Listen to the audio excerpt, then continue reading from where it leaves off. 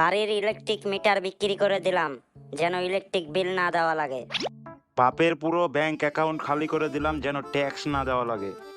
রাত্রিরে ভোর 4টা পর্যন্ত মোবাইল টিপাটিপি করি, যেন বাসায় চুরি না হয়ে যায়। সপ্তাহে একদিন গোসল করি, যেন পানি নষ্ট না হয়।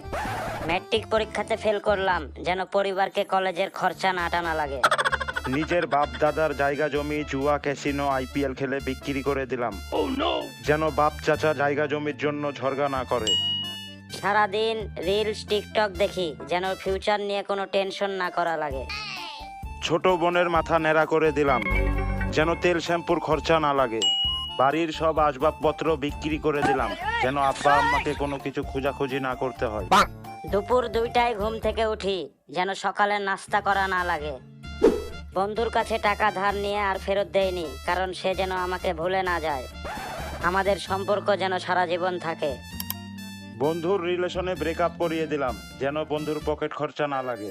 এত হিসাব করে চলাফেরা করার পরেও কিছু মানুষ বলবে আমরা নাকি বেহিসাবি ছেলে। আমরা সবার কাজ সহজ করার চেষ্টা করি ও তাড়াতাড়ি করার চেষ্টা করি।